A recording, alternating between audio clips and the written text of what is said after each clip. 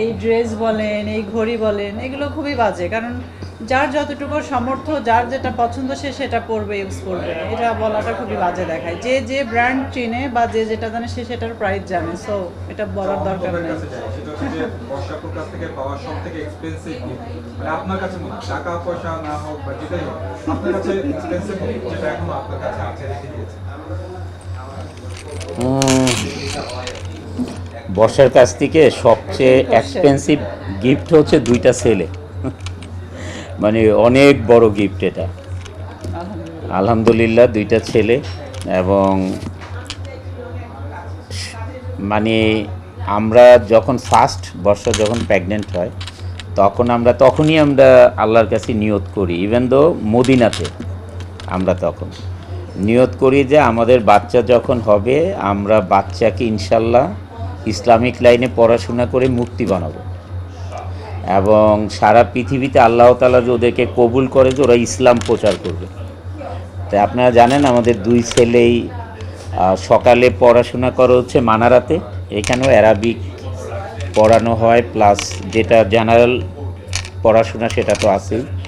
আবার বাসায় যায়, যে খাওয়া দাওয়া করে, টিচার আসে, তারপরেই চলে যায় হচ্ছে আবার মাদ্রাসা। যখন এশার নামাজের আজান দেয় তখন মাদ্রাসা থেকে বাসায় আসে।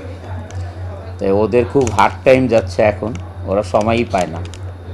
আবার ফ্রাইডে একটা দিনই মাদ্রাসায় যেতে হয় না, বাট আবার টিচার আসে, আর্ট টিচার আসে, মানে ওদের মানে চেহারার দিকে তাকালে আমার মাঝে মাঝে মনে হয় যে আমি কি বেশি কাজ করতাম না, ওরা বেশি কাজ করে।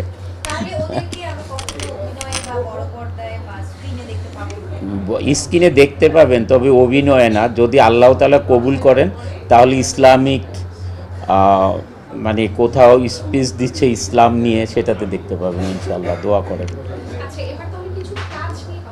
হ্যাঁ,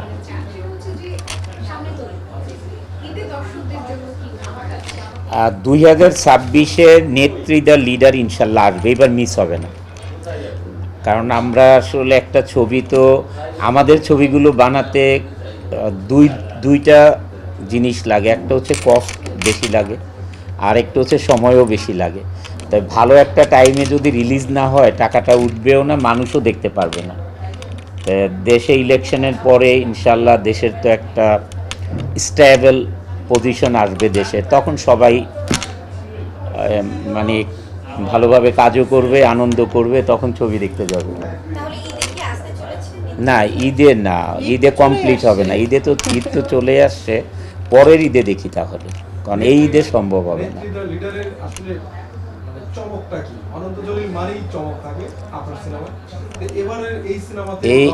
এইটার বড় চমক হচ্ছে বর্ষা।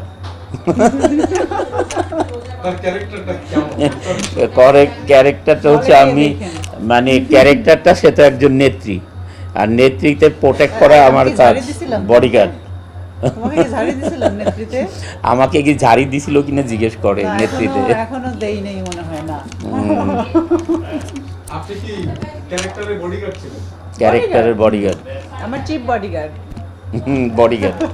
কখনো ঝাড়ু টেনে দেওয়া হয় নাই? না, এখনো না, এখনো তো শুটিং বাকি আছে, থাকতে পারে দুই একটা, জানি না। ইলেকশন প্রসঙ্গ যেহেতু আসলো, জানতে চাচ্ছিলাম একজন সাধারণ মানুষ হিসেবে কিরকম নির্বাচন আশা করেন?